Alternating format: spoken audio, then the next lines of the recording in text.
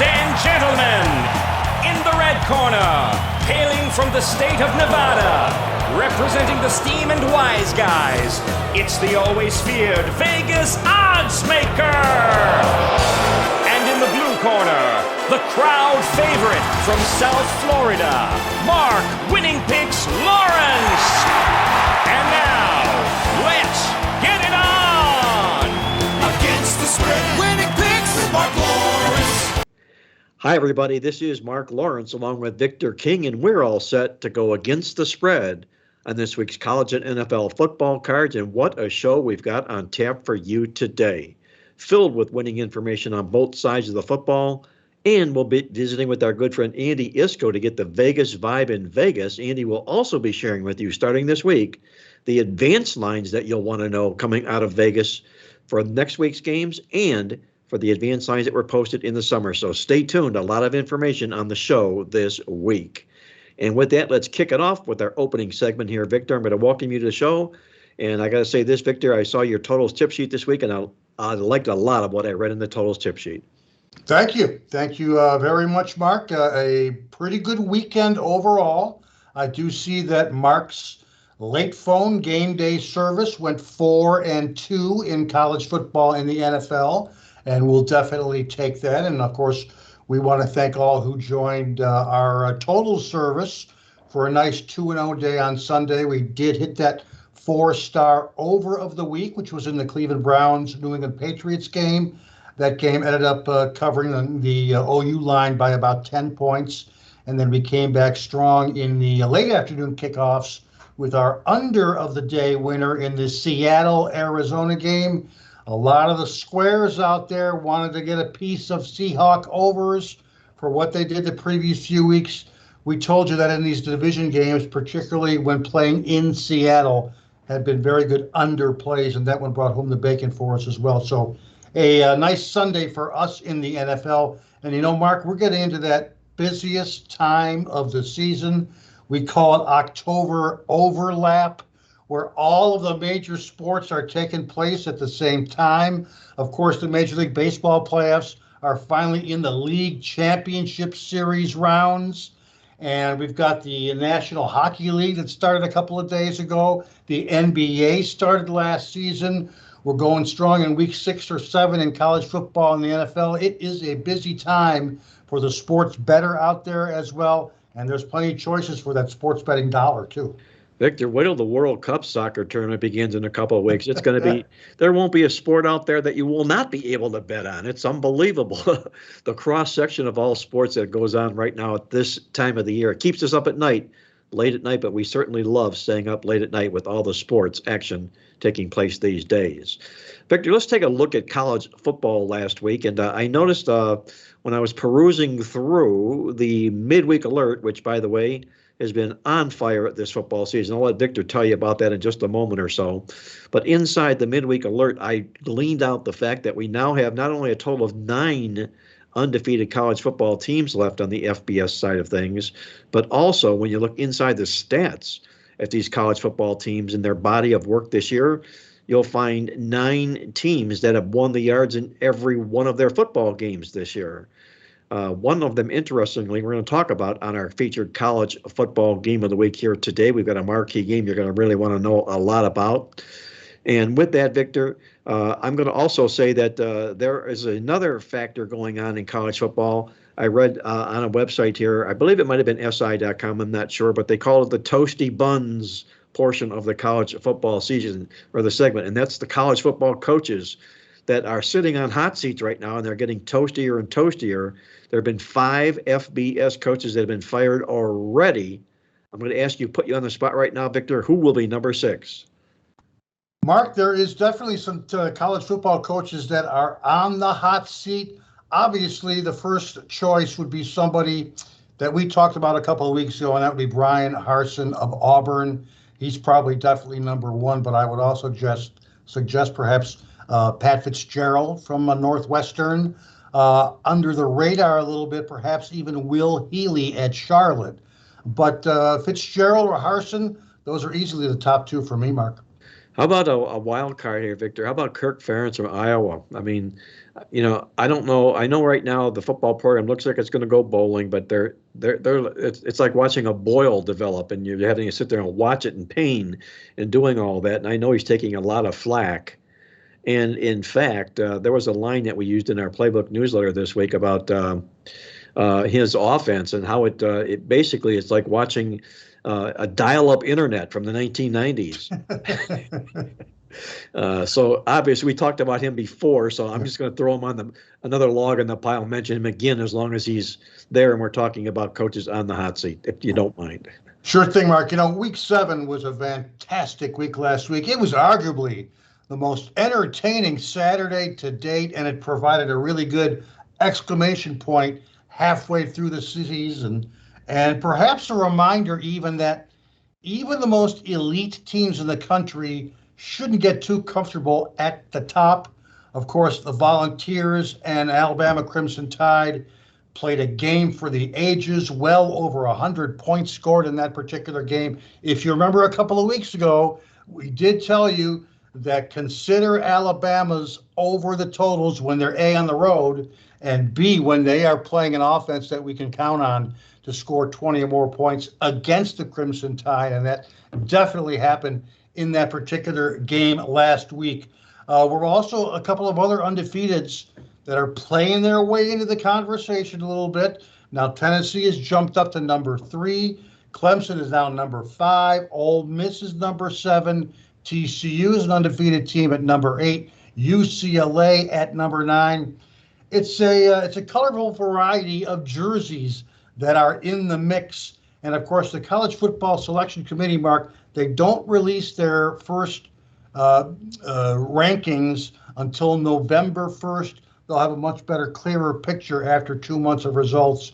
But what I've learned thus far is that the SEC is deeper than just Alabama and Georgia. The Big Ten is probably still just Ohio State and Michigan. And the Pac-12 kind of started strong, but they could have trouble sustaining it. Yeah, they could, especially if their sole undefeated team gets bumped off this week. That could be the sayonara for the Pac-12 as far as the college football playoff goes. But then we're going to talk about that, like I mentioned before earlier on in the show, with them being part of our college football game of the week on the preview today. Let's go over to the NFL side of things, Victor, here. And let me say this about the NFL side of things. And I'm saying this because basically the first thing I do on Monday mornings is I get a report from Clutch, Kathy Milstead, the wife of Charles Milstead, who puts all of our publications together. And this 1-2 tandem, they do just a terrific job. And she stays on top of the stats for me. She sends a report over. And when I'm analyzing the NFL stats this week, I've never seen so many teams in the National Football League, Victor, that are rushing the football for 5 or more yards a carry and allowing 5 or more yards a carry. 7 teams rush it for 5, and 6 teams are allowing it for more than 5. What's going on with the running games in the National Football League right now, Victor? Is it a question I'm going to ask you that the National Football League, which is all pass, airing it out, is suddenly making this change because the running game has become attackable? There are numerous things these days that are contributing to this very, very low-scoring NFL season. It's a perfect storm, if you will. Last week's 14 games, 4 games went over in the NFL. 10 games ended up going under the total. The current record now of 36 overs, 57 unders, 1 tie. It's the best start for under bettors. That's 61% since way back in the 1994 season. That's 28 years. Not only that, but the current low average in the NFL of only 43.2 points per game is the lowest average in the NFL since the 2009 season. So we got to go back more than 10 years. And as I mentioned, Mark, it's not just one thing. It's a perfect storm. Defenses are ruling. They're playing much more zone coverage these days. The too high safety coverages are now being used on early downs and not just on third downs. You see that cover 2, cover 4, and cover 6 usage rates that are on defense, they've jumped considerably.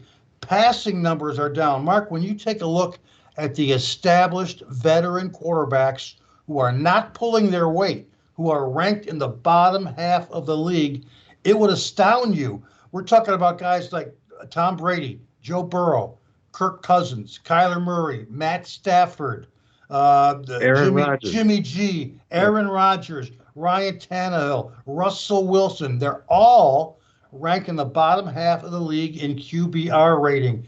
You just talked about it. This fantastic new emphasis on the rush. 10 teams are averaging 28 or more rushes per game. Only 5 teams in the league have had more overs than unders this year, while half of the league, that's 16 teams, have a under the total percentage of more than 67% on the season. It's been amazing. It's been a perfect storm. The bottom line is that for every over you play in the NFL these days, you better be betting about 2 or 3 unders to compensate. Wow, that's a big ratio, the unders to the overs. It wasn't a year or two ago, maybe 2 years ago. It was almost the flip, the opposite. Right. So that's where we're at today. The NFL is ever evolving. They're a copycat league. You know, they see one team that meets with success, and the other teams will copy that success. And they'll copy it just like sheep, following right down a path to doing just that. And we're seeing it in the National Football League these days. Before, Victor, and we're at the time of the year, too, by the way, that the NFL playoff picture is now in effect, if you can believe it. I mean, I know it's an early portion part of the season, but we're also established enough now where we can mention teams that are in the NFL playoff picture. And let me run these by you right now. These are the teams that if the season began this weekend, these 7 teams would be in the National Football League playoffs this year. The number 1 seeds would be Buffalo and Philadelphia. Number 2, Kansas City and Minnesota. The Vikings, the upstart Vikings, would be the number 2 seed in the NFC side of things. The number 3 seeds would be the Tennessee Titans and still yet the Tampa Bay Bucks, who look like they're floundering, but yet they're the number 3 seed right now. The number 4 seeds, how about the Baltimore Ravens, who can't beat themselves right now, along with San Francisco as the number 4 seed on the other side of the other conference. Number 5 seeds check in with the LA Chargers and the upstart New York Giants. Go New York Giants. Number 6 would be the New York Jets. They're saying, don't forget about us in New York. The Jets would be the number 6 seed, along with the Dallas Cowboys. And finally, the number 7 seeds rounding out the playoff picture would be Indianapolis and the LA Rams, who are barely hanging on by a thread right now. The Rams they're really, really devastated with a lot of injuries. So that would be the playoff picture heading into this weekend. And one more thought, Victor, before I turn it over to you with a little bit of a recap of last week. From our good friend, the Texas Tornado, as he mentions quite frequently on the show about embarrassed football teams. I don't think there's a question this week that the most embarrassed team would have to be the Green Bay Packers coming into the football card this particular weekend. Now, we'd like to make cases for embarrassed football teams, but I'm going to tell you, when I put the Green Bay Packers under the microscope statistically, they just don't shape up. Their defense is horrific. They're laying points on the road. And I don't know if they give a flying F right now. Aaron Rodgers, of this attitude that he's got, I don't know if the players are eating the same mushrooms that he's taking, but this is not the same Green Bay Packer football team that we've seen the past couple of years. So while they're the most embarrassed football team, my answer to that is they should be, because they are. And with that, Victor, I'm going to hand it over to you to let me know, or let us know, if you would, what you saw in the National Football League last week. You know, in terms of embarrassment, half the league could very well be embarrassed. I'm already seeing tweets out there that, hey, let's just play a 10-week Super Bowl, and every week the Bills will be playing the Eagles until we play 10 consecutive games. So it's Tampa Bay Buccaneers, 18 points against the Pittsburgh Steelers. They could very well be one of those embarrassed teams that you were talking about. The Baltimore Ravens losing to the New York Giants, a game in which they outstatted the Giants by almost 200 yards in that particular game. Guess what? Wink Martindale knows how to defense the Ravens, apparently, I guess, doesn't he? I guess he does. You can make a definitely case that that's another embarrassed team there. The Arizona Cardinals losing by double digits on the road, but they're almost an embarrassed team every week of the season. So you can definitely mention that there are multiple embarrassed teams. How about the fact, Mark, that there's actually 3 divisions that should be very embarrassed? Because there's 3 divisions in the NFL in which no teams are winning teams. No teams are over 500 for the season. And those three divisions are the AFC North, in which all four teams are 500 or worse.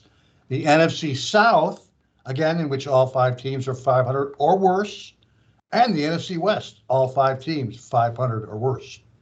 Well, there you go, Victor. When I reviewed that playoff picture, those number 4 seeds, Baltimore and San Francisco, Baltimore is there by default. Just the fact that they're sitting atop the AFC North with the 500 record, if you will. And Tampa Bay, number 3 seed by default, because they're sitting on top of that NFC South, as you mentioned here, with their despicable record by standards as well. So, is this parity we're seeing in the National Football League, or is it just bad football? I don't know. We're going to find out here sooner than later, that's for sure. But I'm going to let our listeners know out there that you're tuned in to Mark Lawrence Against the Spread, the nation's most popular sports handicapping talk show. And Victor, what do you say? Let's move it over to our college football game of the week. And we've got a beauty on tap this week. We're going to go way out west to the Pac-12 Conference, where Oregon plays host to UCLA in a football game of 2 top 10 ranked football teams. In fact, Victor, correct me if I'm wrong, is this the only, or are there other matchups? I know there's about 3 or 4 top 25 matchups, but is this the only top 10 matchup game on the card for Saturday? Yes. Yes. The answer to your question is definitely yes. And before I get to my opinion in the game, Mark, we got to talk about newsletters. It's newsletter nirvana time, isn't it? Totals Tip Sheet, Midweek Alert, Playbook newsletter. Look at the headline for that Playbook newsletter this week. Best bets, 5-1 last week. Awesome angle, 5-1 on the season. Let's not forget, of course, about the Midweek Alert newsletter. I believe the record now is 10-1-1 on the season. Is that right, Mark? Record is 10-1-1 on the Midweek Alert newsletter. That's the newsletter. Victor, I'm so surprised you could hold on to it. Yeah, it's hot. And the good news about that newsletter, Victor, by the way, there's a upgrade going on right now with the Midweek Alert newsletter. $149 for the Midweek Alert. You can get it for $49 from now through the Super Bowl, and that will include the Playbook College Bowl Stat Report with it. That's a $25 value all into itself. So take advantage of that special offer. $49 for the Red Hot Playbook Midweek Alert. Just log on at playbooksports.com or give the office a call at 1-800-PLAYBOOK, and we'll put the midweek on your weekly must-read list each and every week. And of course, the third newsletter being the Totals Tip Sheet newsletter. You see the headline there where we talk about this lowest scoring season in the last 13 years. And of course, we always, every week, we run that weekly special where you can get all 3 of each week's newsletters for just $25. Again, that's available at the website. Now, one of only 5 college football games this week that are pitting top 25 opponents. And as you just correctly pegged, the only game in which both teams are ranked in the top 10, and that's UCLA number 9 against number 10 Oregon Ducks. The game goes at 3:30 Eastern, nationally televised on Fox Sports TV. And of course, the most important thing from an over-under perspective for me is whenever we cover a game in the northwest portion of the country, the weather report is required reading, and we'll get to that in a minute. We got 2 very good, high-scoring, high-octane offenses in this game. These 2 teams, UCLA and Oregon, are a combined 9-3 to the over this season. UCLA 5-1, that's 5 overs, only 1 under. Their average line 60.5, average score 64.1, average margin plus 3.6 points per game. Meanwhile, Oregon Ducks, also a good over team, 4 overs, 2 unders on the season. Their average line 62.3, average combined points 70.8, and their average margin plus 8.5 points per game. Now, these numbers seem high, but the over-under line is high as well. It opened at 70.5 points, Wow. and that's a lot of points, even in a Pac-12 game. With that said, the line has actually come down a full point as we record the podcast on Wednesday. The current line in the game is down to 69.5. It's come down about a point. In regards to the series history between these two, We will note that the last 3 meetings have all gone over the total. But again, only a combined 67.0 points per game. Again, that number is significant considering this week's over-under line is, right around 70 points. Not only that, Mark, but it looks like the ESPN College Game Day crew will be at Autzen Stadium in Eugene for this one. And again, it's a sky-high over-under line. With that said, heck, 80 or more combined points, that's definitely reachable, given the high caliber of quarterback play in this particular one. Bo Nix from Oregon, number 10 in the country in QBR rating. Dorian Thompson-Robinson of UCLA, number 5 in the country. So you got 2 very good top 10 quarterbacks who could very well be dueling against each other. Not to mention the fact that the Ducks are number 9 in the country on offense, 512 yards per game, and averaging 42 points per game on offense. And UCLA is a number 12 offense, also a 500 offense at 506 yards per game and averaging 41.5. But we got to give credit to the defenses as well, as both teams are allowing a low combined 47.4 points per game, and the fact that both teams have got top 20 rushing defenses. Now, if the OU line of this game was in the low 60s, like it was 2 weeks ago when we cashed a winner in UCLA's Friday night game against Washington, we would probably pull the trigger on the over. Both, with a line in the high 60s, maybe even low 70s, there's no value. Right now, in fact, I would lean to the under in this particular game. And again, we're going to caution everybody, all podcast listeners, follow the weather report. It looks like it'll be a light, windy, not a very windy game there in Autzen. But with that said, we do have anywhere from 75 to 85% chance of rain, and that can slow things down up there in the Pacific Northwest. So for now, Mark, we're going to tell you to follow the weather report later on throughout the week and consider a small play on the under if it looks like a steady rain is in the forecast. Dial up the Weather Channel this week if you're going to watch that Oregon UCLA football game, or if you're going to bet the over-under total. Victor's leaning under right now, just depending largely upon what that weather ends up being when these two football teams knock heads on Saturday. Victor mentioned this game being played at Autzen Stadium. This will be only the 6th time in the history of Autzen Stadium there's been a matchup of 2 top 10 ranked teams playing in the same football game.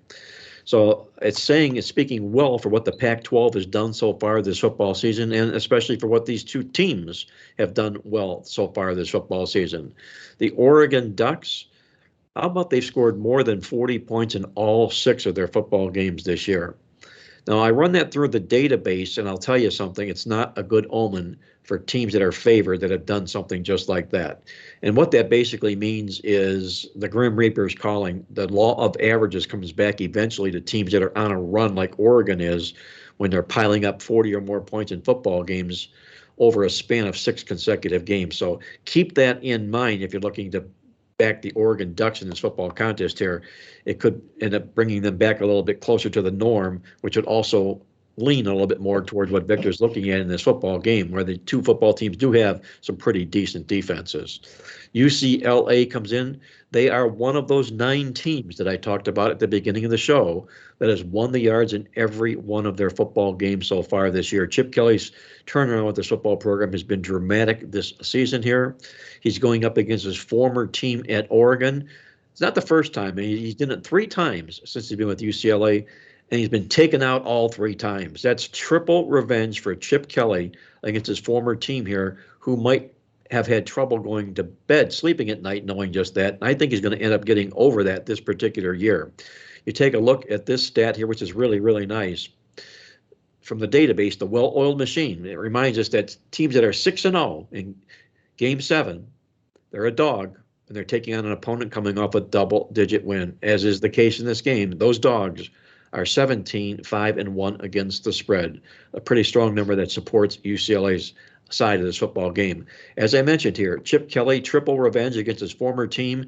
The Bruins themselves, when they're playing with triple revenge exact, and they're taking on an undefeated opponent, they've been there 3 times. They've won and covered all 3 football games. Give me UCLA plus the points in this football game for my side in this big Pac-12 showdown game on Saturday. You're tuned in to Mark Lawrence Against the Spread, the nation's most popular sports handicapping talk show. I'm visiting with our co-host Victor King from King Creole Sports on the show as we do each and every week. And with that, we're going to hop over to our NFL Game of the Week. And while the NFL card, Victor, this week is not really loaded with what I would call marquee games. And in fact, if you had a movie theater, and on the outside of movie theaters, when they would put what's starring this week, there would only be one game that would be starring, and that's this game. Okay, there aren't too many really top quality football matchups in the card this week, but we're going to give it to you. We're going to go right directly to that Kansas City San Francisco football game in a possible preview of a Super Bowl match. We don't know that yet. Between the Chiefs and the 49ers. Victor, how do you see these 2 teams shaking out on Sunday? You know, Mark, I'm glad that we did choose this game because I did some extensive research for our Totals Tip Sheet newsletter in regards to this particular game. Kansas City opened up about a 1-point road favorite. They're favored by about a field goal as we speak. The over-under line opened at 47.5. That first initial line move was 1 point upward. We're right at around 48.5 points as we speak in regards to the over-under line. And I like the under in this game. I got to tell you, the Chiefs 3-3 over-under on the season. Average Kansas City games combined 54.6 points per game. Heck, that's not surprising. But what is surprising is San Francisco, one of the better under teams of the league this year, 1-5 over-under. Only 35.1 combined points per game in San Francisco games this season. And we can confidently go low in this particular game. We saw what KC did last week when they were held against another great defense to only 20 points scored at home against the Buffalo Bills. Guess what? The host 49ers are the NFC's mirror image of Buffalo when it comes to defense. They're allowing only 255 yards per game on defense. That's number 1 in the entire league. They're averaging only 14.8 points per game allowed on defense. And you got to think the Niners know that they can't get into any sort of a shootout scenario versus the Chiefs.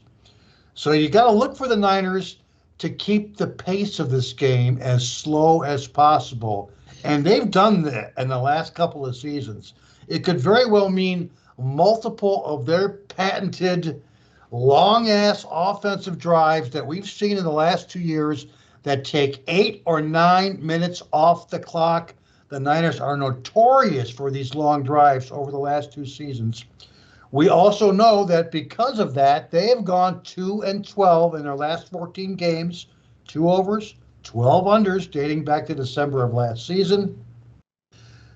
And what's interesting about this game, Mark, is that both teams face quite the line change last week. Like the host 49ers. They were a road favorite last week. This week, they're a home dog. Going into the database, this is a very favorable under situation. In the last 6 years, there's been only 1 over, 10 unders. For any home underdog of 3 or more off a road loss in which they were favored by 3 or more the previous week. That happened to the Niners last week, who lost to Atlanta 28-14. On the flip side, we got a Kansas City team that's also facing a contrasting line change. They were a home dog against Buffalo last week. They are now a road favorite this week. So here you go again from the database. 2-20 over under last 3 years. 0-12 last 2 years. Any NFL road favorite of less than a touchdown off a game in which they were a home underdog. That applies to the Kansas City Chiefs. And not only that, we got the fact that we're seeing an AFC team favored on the road against an NFC team. Been a very favorable under situation in the last 3 seasons. According to the database now, we are at 2-19 in the last 3 years for any AFC road favorite against an NFC opponent when the over-under line is less than 54 points. So we've got numerous systems in our database that suggest a low-scoring game. I'm with it. Make sure your line is 48.5 or more points. At that line, we'll be going under when the Chiefs invade San Francisco. Wow, those are some knock your socks off stats from Victor supporting the under in this football game. If you didn't catch them all, hit the rewind button. Go back and listen to them, mark them down, get your pencil. Some pretty strong stats to support the under in this football game. Let's take a look at the side of the football contest here. The Kansas City Chiefs come off a monster game against the Buffalo Bills last week. Albeit a loss, it was still a huge get-up game for the Chiefs. They were as prepared for that football game as any they'll be this year. The question is, will their focus be the same for the 49ers this particular week? I know if they were playing a lower-run team, they would probably play down to their level, but it's still going to be next to impossible to get up to that Buffalo Bills level for this football game. You also take a look here. The Kansas City Chiefs themselves, when they've been favored off one loss exact, which they are, and they're taking on an opponent off a loss, which Frisco is, they're just 8-18 to the spread. Kansas City happens to be in this role. And here's another part that I'm going to get to, and this comes from our midweek alert, which I live with once it comes out this time of the year. I'm playing with the well-oiled machine and my midweek, basically from the time our newsletters are put to bed until we get to the weekend. There's that red hot midweek. But what I find here is this, that the Kansas City Chiefs, they're 3-3 in the stats this year, and this is an Andy Reid trait. Andy Reid's football teams do not blow you away statistically, and I'm talking about winning the yards in the football field here. I can go back in years past, and you could take a look at even these runs. I think, believe me, I may be wrong, or correct me if I'm wrong on this, but the year they made it to the Super Bowl, they actually allowed more yards on the season than they gained that year getting to the Super Bowl. Well, they're doing it again this year, guys. And there are 6 football games this year. They've only won the yards 3 times. And in fact, they've been outstatted their last 2 football games in a row, which to me is the buy sign, the indicator that that's the path they're going to be traveling from now until the end of the football season. They get a little bit sloppy in the stats due to the Kansas City Chiefs. Enter the San Francisco 49ers. Kyle Shanahan comes in here, outstanding as a dog when his team has a 333 or better record. He's 14-6 to the spread in his career. And this is, I think, the beauty of what this matchup is all about. Victor and I hit on the fact about all these teams and running the football this year. Victor hit on the fact that no team in the National Football League grinds you out and pounds you out like the San Francisco 49ers does when it comes to running the football down your throat. Right now, this year, San Francisco is ranked number 2 in the league in rush attempts per game. Kansas City ranks number 27 in the league in rush attempts per game. The 49er defense, number 1 in the National Football League this year. They've held 3 opponents to season-low yard marks. That's pretty strong. And they rank over 100 yards a game better than does Kansas City's number 20 ranked defense overall. I like the uniqueness of this football game. As Victor mentioned earlier, a complete double role reversal for these 2 football teams. San Francisco a home dog after being a road favorite last week. Kansas City a road chalk after being a home dog last week. You put it all together, you put me down for San Francisco for my side in this football showdown game on Sunday. You're tuned in to Mark Lawrence Against the Spread, the nation's most popular sports handicapping talk show, along with our co-host Victor King. And what do you say, Victor? Let's hop out to Vegas now and check out the Vegas vibe from our good friend Andy Iskoe, joining us from Las Vegas for an update of what's going on in Vegas these days. Andy, I hope everything's going well for you. And as Victor and I talked about at the beginning of the show, a lot going on in the world of sports today. Indeed, Mark. Yes. In fact, as we're preparing this podcast, we're about to see Game 1 of the second Game 2 of the National League Championship Series between the Phillies and the Padres later tonight. We'll see the Yankees and Astros in their opening game. We've got the NBA with a solid schedule tonight after Tuesday's opening night. And the NHL, of course, has been underway for a few weeks. So for the next few weeks, we're going to have all 4 sports, actually 5 sports if you include college football. And as baseball ends, college basketball is about to begin. So this is a very intense, yet very enjoyable and an interesting handicapping, challenging time of the year. I'm ready for it. Andy Iskoe joining us from TheLogicalApproach.com in Las Vegas. Andy publishes one of the finest football newsletters on the market. We talk about statistics, and Andy Iskoe, AI, is very, very friendly when it comes to statistics in the National Football League and college football as well. Andy, let's take a quick look, if we will. I know I mentioned to our listeners out there that you're going to be briefing us on some of the upcoming lines, some advanced lines, what we used to do before in the past about the National Football League. But before we go there, let's take a quick look at what's going on in the contest in Las Vegas. Take it away, if you will.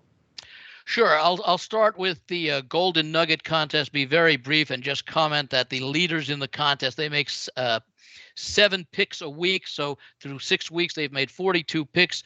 You get a point for a win, half point for a push. The leader, one contestant, has 29 points out of a possible 42. That's 69.0%, and that leads the way in that contest. The top 20 cashed over 128 entries in this contest this season. Looking at the 2 major contests, the Westgate Super Contest, prior to last week, this past week, the consensus of the top 5 plays were 17-8 for 68%. This past week, the consensus top plays went 3-2. The number 1 team, the Bengals, the most popular choice, they were a winner. Overall, that 3-2 increases the 6-week results. The first 30 picks in this 90-pick contest that extends over the 18 weeks of the NFL regular season, 20-10 for 66.7%. That's 2 out of 3. There is a solo leader at 24-5-1. That's a total of 24.5 out of a possible 30 points, 81.7%. Pretty good from a contest that has 1,598 entries. The Super Contest Gold is the $5,000 entry fee, winner take all. That attracted 80 contestants this year. There is a solo leader hitting at 78.3%, 23-6-1 through the first 30 picks. The formats for those contests are the same. The same lines are used. You pick 5 out of the games against a static point spread that comes out about 5 p.m. Pacific time on Wednesday afternoons. Looking now at the Circa Million, which is now the granddaddy of the contest, almost 4,700 entries this year, 5 picks a week against the point spread, also static, that comes out Thursday mornings around 10 a.m. Pacific. Through last week, through week 5, the consensus, a very solid 16-8-1 for 66%. The consensus this week, the Bengals also the top pick. Interestingly, they were the top pick by a huge margin, over 1,800 contestants, or more than 600 more than the second most popular pick. 1,800 contestants plus on the Bengals rather. Bills were number 2. That was a winning selection, but overall the consensus just 2 and 3 this past week in the Circa Millions, and the results through 6 weeks now 18-11-1 for the top 5 picks. If you played on them, 61.7%. Pretty solid for the first third of the season. One leader in the Circa Millions hitting at 25 of a possible 30 points. That's 83.3%. That number will go down expected over the course of the season. And we imagine that the winning contestant in the Circa Millions, and probably Westgate as well, should have somewhere between 69 and 72%, depending upon how the balance of the season unfolds. Now, in the most popular contest in Las Vegas, the Circa Survivor, 6,133 entries, $1,000 per entry, and you pick one team a week just to win the game straight up. If you're correct and advance, you remain alive. If your team loses or ties, you are eliminated, and you can only use a team once over the course of the season. Entering last week, 718 contestants out of the 6,133 remained. That's just 11.7% of the starting field. And there were several key eliminations last week. 275 of the 718 were eliminated with a pick on the Rams. Green Bay also eliminated over 100 contestants as they lost to the Jets, 102. Overall, of the 718, 382 advanced, 336 were eliminated. So basically, roughly half the field of the remaining field was eliminated last week. Just 382 contestants remained. That's 6.2% of the field. And just to put that into context, last year in the 2021 Survivor contest, there are only 4,000 entries, so about 2/3 of what we have this year.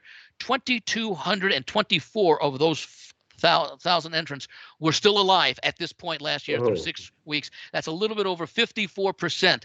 54% last year, 6.2% this year. A huge reflection on just what a wild and unusual start to this season has been. And I say start, it's 6 weeks old already, and we still haven't. They show this graphic every week. The number of close games decided by 3 points or less or one possession games, that has a lot to do with these upsets. Well, the axe has fallen in the Survivor contest at the Circa, as Andy highlighted here. My goodness, the differential between last year and this year is absolutely staggering. It is really, really substantial. And for our listeners out there, or our viewers, I should say, who are viewing this podcast on our video cast, we hope you enjoyed the rundown that Andy gave. There's a listing that runs through the screen as Andy's doing his updates from the contest in Vegas of all the key stats and the players in the win-loss record. So we hope you enjoy that on the video cast portion of Mark Lawrence Against the Spread. And with that, Andy, let's talk a little bit about what's coming up in the National Football League with our advanced lines in the NFL. And if you maybe weigh those against perhaps what was out there in the summer, what was out there early enough to bet last week, let our listeners know exactly what we're talking about with our advanced lines in the NFL. Well, this year, and I think they may have done it last year as well, the Westgate here in Vegas, one of the major sports books, put out lines on all 18 weeks of the NFL season that were available to be live bet over the course of the summer. They came down just before the start of the season, but you could have bet week 18 on Labor Day if you had so chosen to at a line. So I'm going to present those lines for games where we've had some significant deviations. And then Westgate has done this for 5 or 6 years now.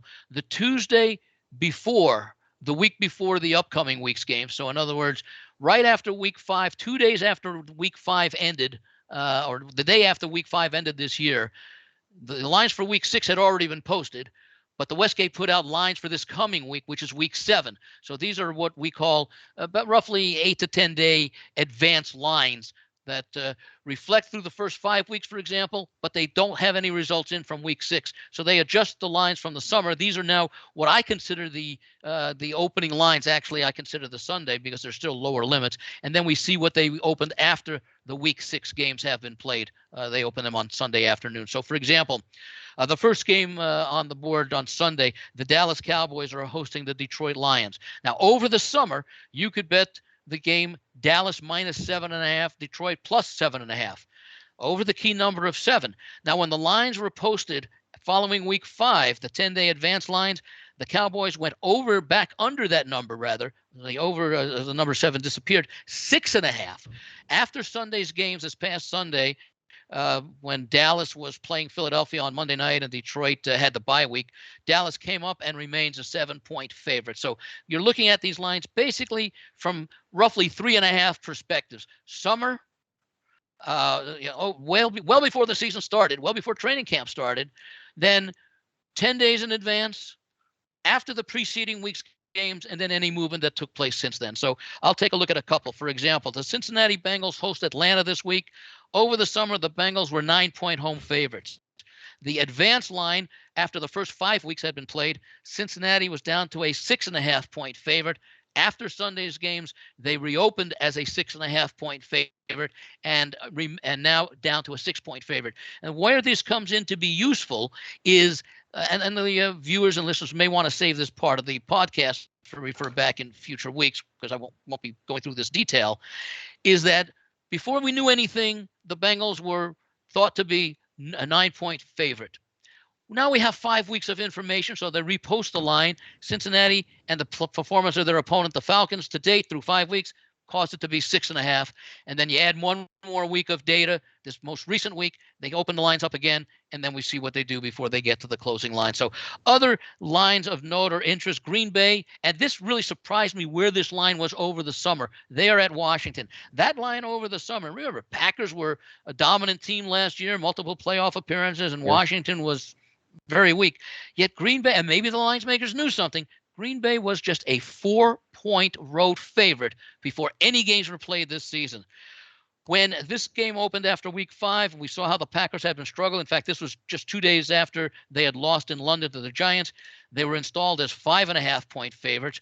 When the lines came out this past Sunday night after week 6, they had actually gone down to 4.5-point favorites and have been back up to 5. So that's a significant adjustment. One of the bigger adjustments, and it's worth noting, Denver was a 7.5-point summertime favorite over the New York Jets. Now, we saw the Jets get off to a strong start. We saw Denver struggle. So right after week 5, Denver was opened as a 3.5-point home favorite. That's a huge adjustment from the summer, but it reflects the contrasting play of the Jets and the Broncos through 5 weeks. After week 6, the Broncos were 3-point home favorites, down a half point. Now, this was before the Monday night game, which caused the Russell Wilson injury. That has resulted, since that line was posted on Sunday night, it came off on Monday, reposted Tuesday morning as a pick'em, and Denver's back up to a 1-point favorite. But the thing is, the 10-day line, 3.5-point adjustment, 4-point adjustment for 7 to 3.5, did not consider Wilson's injury from Monday night. So that was a huge move based solely, at least in my belief, on the performance of the Jets and Broncos through the first 5 weeks of the season. Raiders, another game worth noting. Both they and this week's opponent, Houston, had byes last week. Raiders in the summertime were 8.5-point home favorites. They were expected to be a playoff contender. When that line opened 10 days ago, right after week 5, but before the bye week, Raiders were 6.5-point home favorites. Then they reopened it again on Sunday night, 7-point favorites. The other one that might be worth noting is the game that Mark, you and Victor talked about, San Francisco and the Kansas City Chiefs. Over the summer, this game was understandably a pick'em, okay, even with San Francisco at home. The line after week 5, the Chiefs were 1.5-point road favorites following the loss by both teams. Kansas City at home to Buffalo, San Francisco on the road at Atlanta. That line was bumped up to 2.5, where it remains, although I will point out that for a short while, I believe on Monday morning, the game was actually Kansas City 3 for a little bit. It settled in pretty much to 2.5, at least around Vegas and some key offshore places. So those are some of the key line moves from the summertime to the present. Again, summertime lines reflect what we thought was going to happen before any games had been played, before any players were injured, even in training camp in many cases. The 10-day advance line has all but 1 week of information factored in. The reopened line after the most recent week factors in that 1 week, and then any movement that's occurred in the 3 or 4 days prior to our podcast is further reflected. And I think the users can use this as a guide to see, did the Westgate make too much of an adjustment based upon what they thought before the season and what they thought before the 10-day line was?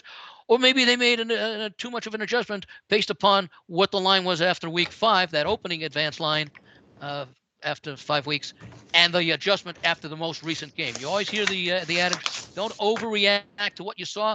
Well, maybe in the minds of some of the folks out there, the viewers and listeners, maybe they feel that there was an over-adjustment in the line. And in fact, I'll just point out one thing about the game that you talked about, the San Francisco-Kansas City game. That 2.5-point line seems surprising. The reason being, if you consider this line, if you use 3 points as a standard home, that might be a little bit advantage too high. Maybe it's more like 2 points, but let's go with the 3 points. They're basically saying Kansas City 2.5 on the road at San Francisco. That would make them 5.5, taking away San Francisco's home advantage on a neutral site, and that would make Kansas City 8.5, taking into account the 3-point home field advantage in this game. We're in Kansas City. That seems like an awfully large number for Kansas City to be laying to San Francisco at home. So that just may be another thing to consider. And if you like Kansas City in this game, maybe you think that line is not out of whack. If you like San Francisco, like you mentioned, Mark, and I'll get to more on that game in a moment, perhaps you think that that is a bit of an overreaction, and that maybe that pick'em line over the summer was more adequate. And maybe it's only pick'em because, knowing what we knew at the time, Mahomes clearly the better quarterback than either Jimmy Garoppolo or Trey Lance, who was expected to be the starter, even at San Francisco, that maybe that 2.5 point was factored in that road number. Well, the one thing I enjoy doing a lot, Andy, this time of the year is in our Playbook Football Preview Guide magazine, we posted those preseason numbers, those expected numbers from the Westgate on every NFL football team schedule.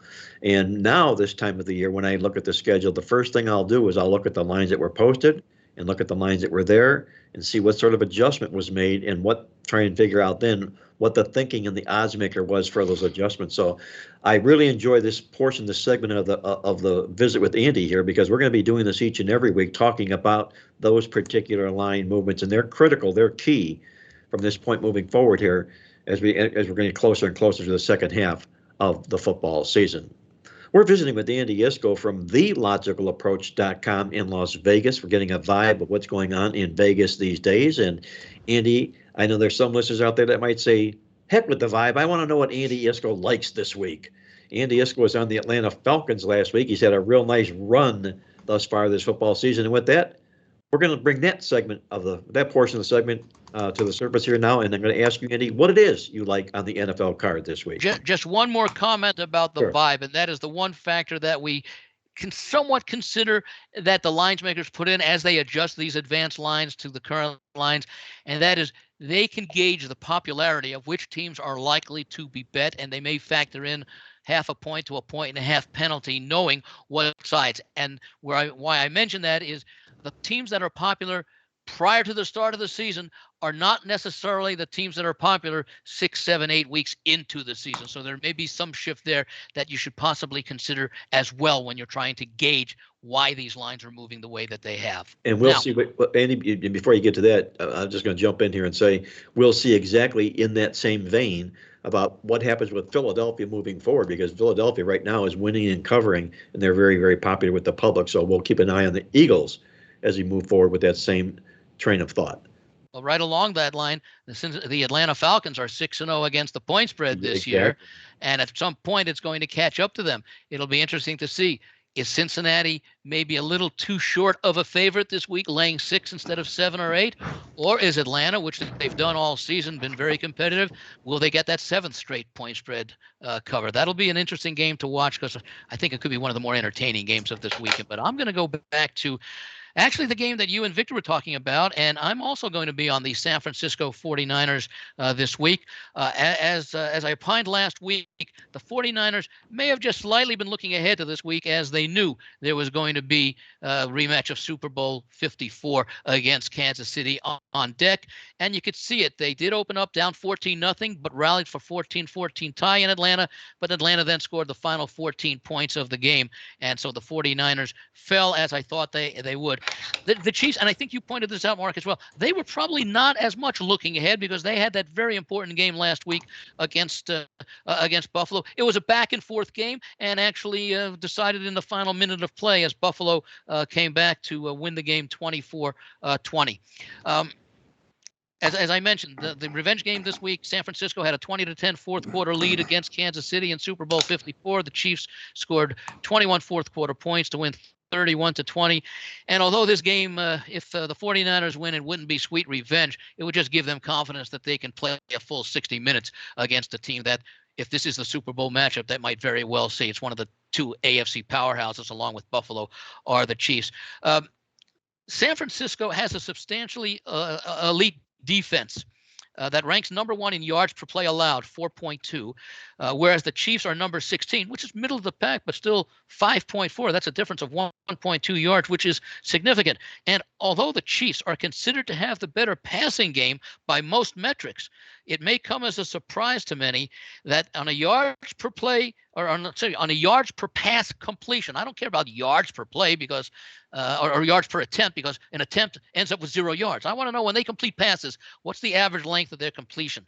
Well, the 49ers actually have the edge, 12.4 yards per completion to 11.5 for the Chiefs, and also on defense, allowing just 9.5 yards per completion to 10.2 allowed by Kansas City. And this could ultimately result in a game in which Tyreek Hill, the wide receiver traded from Kansas City to Miami, may make a difference in this contest.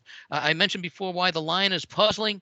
The line does seem, I felt the line for this game would be pick'em, or should be pick'em, because I think either team could win this game. If you're playing the Chiefs, if you're playing the 49ers, see if you can buy it up to 3 from 2.5. You may want to wait and see if you'll need to. Maybe the money will come back in on Kansas City where it was earlier in the week. That being said, I still like San Francisco to win this game, and I'll have part of my play on the money line as well. Andy Iskoe on the San Francisco 49ers for his complimentary play. Oh, by the way, I wanted to mention one thing, which is also important.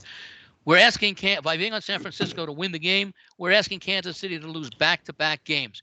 It'll be interesting in the 40 years since Patrick Mahomes has been the full-time starter. In fact, he started 68 of 71 games since taking over as full-time quarterback 2018. In 3 of the 4 seasons, the Chiefs have lost back-to-back games at least once during the regular season. That's good to know. That's good to know. There's a precedent that's been set, and that's what we like hearing when we're talking about beating Patrick Mahomes. There aren't very many. Not many, no, but we'll take the one that's there, okay? Thanks, Andy. A great job, as always, on the show this week. We are visiting with Andy Iskoe from TheLogicalApproach.com. Andy, I'm going to wish you nothing but the best of success this week, and we'll look forward to catching up to you next week here on Mark Lawrence Against the Spread. As I wish the same to you and Victor and to all our listeners and now viewers of the video cast, I guess. Okay. Have a great week, everybody.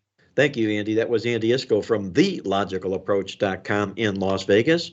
And as we round the corner and head to our final segment of the show, before we do that, I'll share with you my awesome angle of the week. We've got a complimentary play on tap coming up with you for my good friend Jim Feist from Las Vegas. Jim is going to give you an opinion play on the big football showdown between Syracuse and Clemson. Jim, take it away, if you will. Thanks, Mark.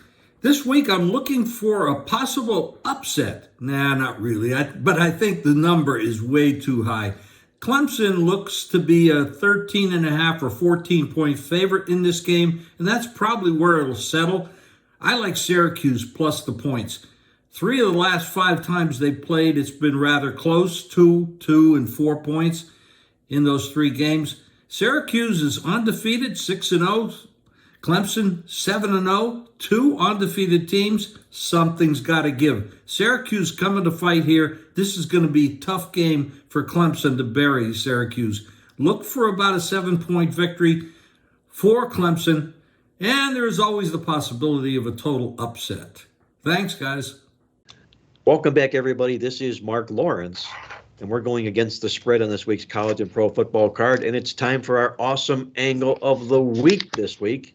And with our awesome angle of the week, we're going to dip into the well-oiled machine, move on to the National Football League side of things with an angle that we call dogging it up. And I know Victor and the canines will be all ears listening for this particular awesome angle.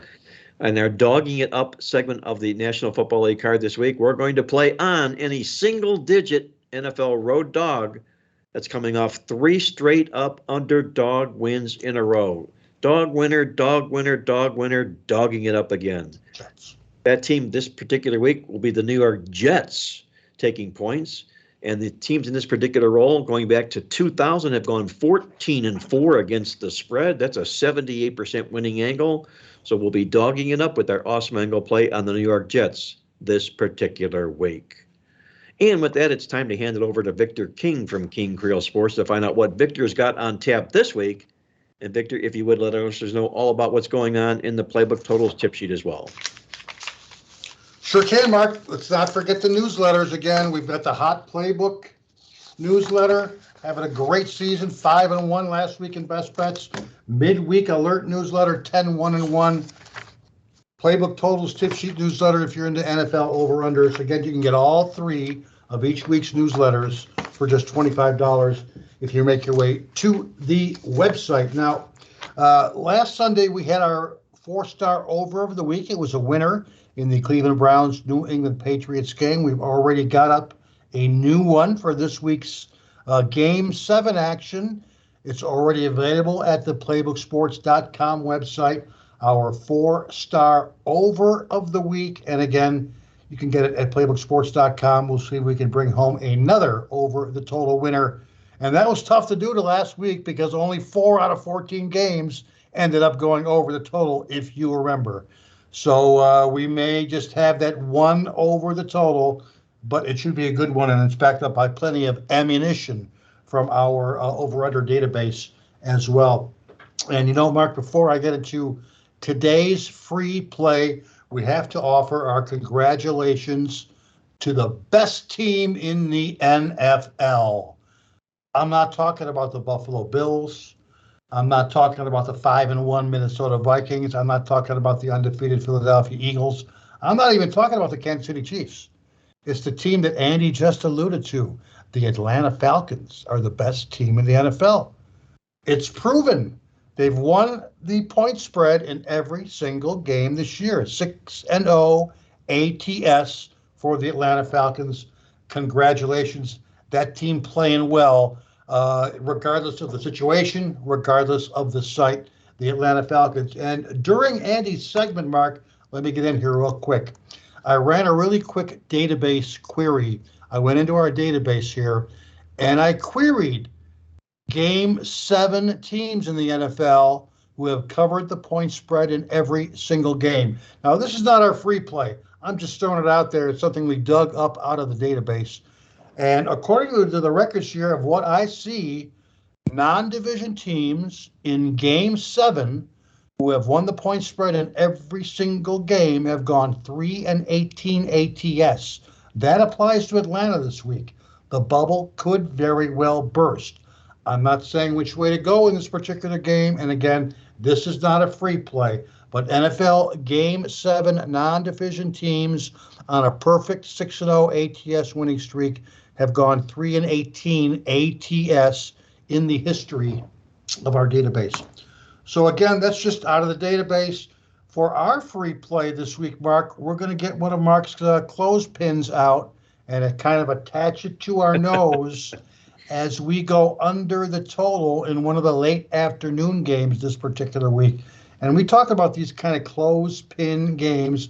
Last week, extensively, we covered the fact that, it's not a beauty contest. Sometimes you close your nose, you make the play, you win money. And in this particular game, we're going under the total in the Jets-Broncos game. The game that Mark was just alluding to, the New York Jet team that is off 3 consecutive underdog wins in a row. And I'm not surprised that almost everybody's betting the under in this game. It opened at 42, and the last time I looked, the line was down to a low 38 points. Now, we already know Denver is a fantastic under team. In fact, this is something that I just wrote in this week's Totals Tip Sheet newsletter. Denver games have gone under the total this year by an average of minus 12.7 points per game. That's almost 2 full touchdowns for Denver Broncos. That's amazing. And I can't say enough about the improvement of the New York Jets defense in 2022. They were a bad defense last year, the New York Jets. They allowed 29 points per game. They allowed almost 400 yards per game. They've improved by 90 yards on defense this season. They've improved by 9 points per game on defense, allowing only 21.3 points per game. And again, Mark, you mentioned that big 3 underdog win streak in a row for New York. And that's another thing that I queried during Andy's segment in our database. In the last 7 seasons, NFL teams off 3 straight underdog wins have gone 1 over and 11 unders. We also have the fact that Denver is one of the best home under teams in the NFL. They've gone 1-12 over under at home in the last 3 seasons against non-division opponents when the over-under line is less than 48 points. It's also been a low-scoring series between these two teams, and that's the clincher. In the last 8 meetings played in the Mile High City between these two teams, there's been only 1 over. There's been 7 unders, including each of the last 3 games, with an average combined point total of only 26.3. So when I see a 26.3, then a number of 38 doesn't look that bad, and that's the way we're going this week. Mark, put on the clothespin, put it on, play the Jets Broncos under the total for your free play. Don't watch it on TV. If you are looking for a shootout, though, we highly recommend our 4-star over of the week. That's already up at the playbook.com website. And I know that somebody's got a big game going in college football this week. I do, Victor. And just before I get to that game, though, I want to throw a little bit more dressing on your under total play in the Jets-Broncos game. And this comes from inside the write-up of that game in our football newsletter. And I think it's one of the best lines that we've written so far this season. And basically what it amounts to is, after watching Denver play their football game, the last game, and lose the contest again, A television sports station in Denver, after the game, put a graphic up on the screen and said that a person has a better chance of passing a kidney stone than Denver does of passing the football successfully. So we'll put the kidney stone factor into that under as well for your complimentary play and see if that doesn't work as well. You mentioned the weekend I've got going on this weekend, Victor. Yes, I do. It's our college football perfect system play of the year, and it goes this Saturday. My perfect system is just that. They're awesome systems that come from our database that have never lost to the spread. It's our once a year college football perfect system play of the year. You can get it part of a $99 football weekend of winners. It's included, or part of our 5-star October Rammer for the next 2 weeks. All of our football plays for just $149 to save $50 by doing just that. We've gone 16-6 the last 3 weeks on our football service here. You might want to hop on board, or last 4 weeks, I should say. You might want to hop on board and take advantage of this perfect system game of the year weekend of winners.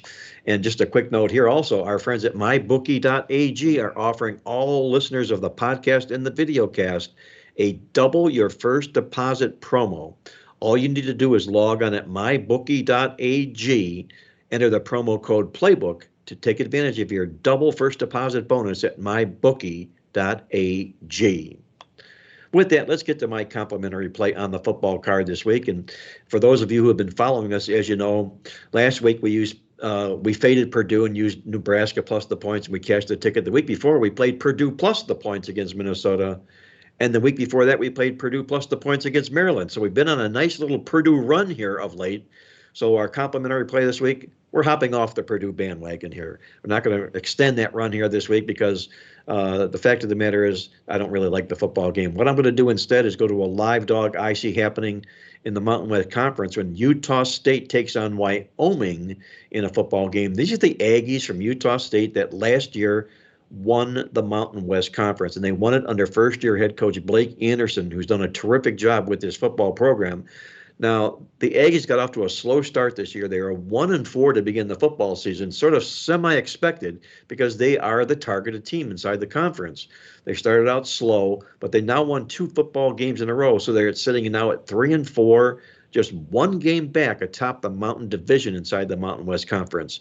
If you take a look at Blake Anderson in his career, when his football team is sitting at 500 or less, and he's coming off a win, he's been there 14 times. He's gone 12-2 straight up and 11-2-1 to the number here. The Aggies have the better offense and they have the better defense. And you know the saying, better offense, better defense, better take the points. And we'll do just that with Utah State and the Aggies for my complimentary play on the football card. Before I sign off here, just a quick note. For all of our Playbook videos, complimentary plays from the cast of Playbook experts, Victor, King, myself, and everybody inclusive, log on at pb.buzz/video, pb.buzz/video for all the complimentary plays on the Playbook Sports website. So until next week, I want to thank our co-host Victor King from King Creole Sports, our good friend Andy Iskoe from Las Vegas joining us from Las Vegas as he does each and every week. And until next week, once again, I want to remind you to always remember to bet with your head, not over it, and good luck as always.